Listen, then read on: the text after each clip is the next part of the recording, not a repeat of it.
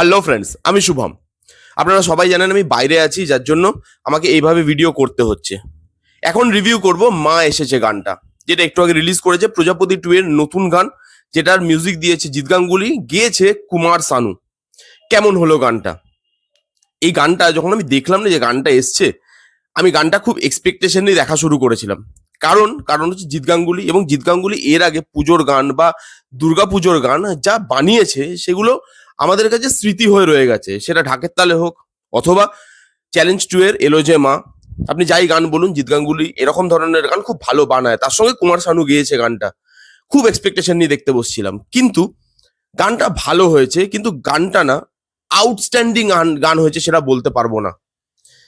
আপনি এই গানটার লিরিক্স দেখুন, গানটার লিরিক্সের মধ্যে না সেই জোরটা নেই। গানটার লিরিক্সটা ভালো, কিন্তু গানটার লিরিক্সটা কোথাও গিয়ে আমার মনে হয়েছে জিৎ গাঙ্গুলির এরকম ধরনের যে প্রিভিয়াস গান, সেই গানগুলোর লেভেলটা কোথাও ম্যাচ করতে পারেনি।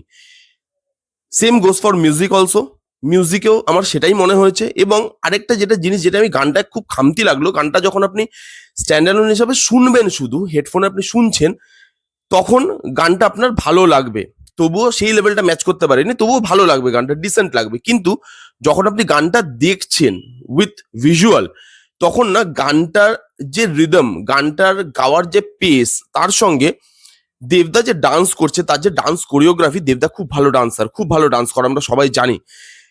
সেই যে ডান্সের পেসটা, ডান্সের যে কোরিওগ্রাফিটা, সেটা না কোথাও গিয়ে ম্যাচ করেনি, একদমই ম্যাচ করেনি। খুব আলাদা আলাদা দুটো গানের কোরিওগ্রাফি লাগছিল আমার।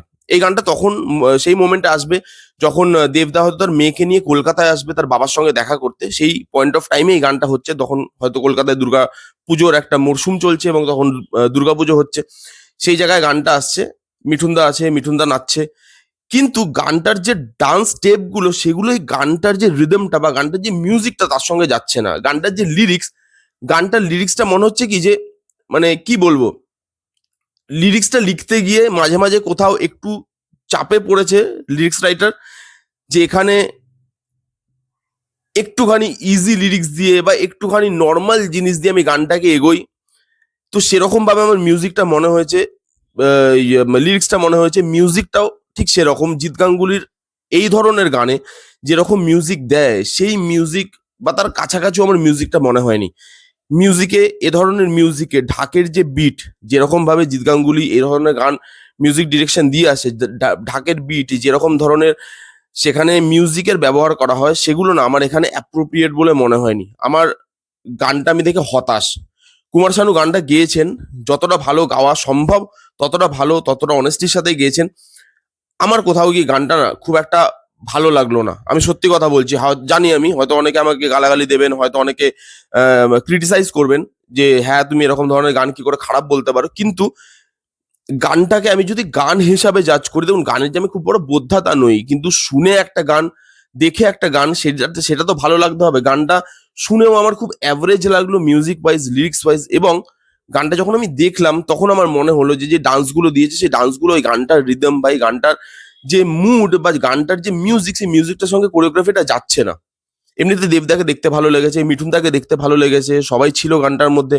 সবাই একসাথে যখন নাচছে, একটা ঠাকুর পুজো হচ্ছে, সেখানে সবাই পারফর্ম করছে, সেই জিনিসটা ভালোভাবে উঠে এসছে।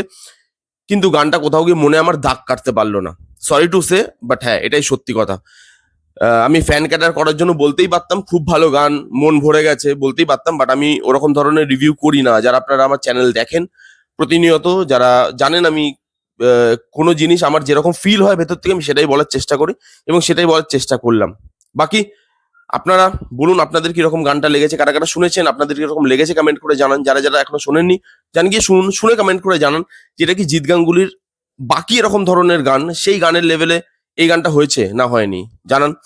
কেমন লাগলো রিভিউটা জানাতে ভুলবেন না। ভালো লাগলে please give it a Thums up, like করবেন, কমেন্ট করবেন, শেয়ার করবেন, চ্যানেলটাকে মাস্ট সাবস্ক্রাইব করবেন। দেখা হচ্ছে নেক্সট কোনো ভিডিওতে।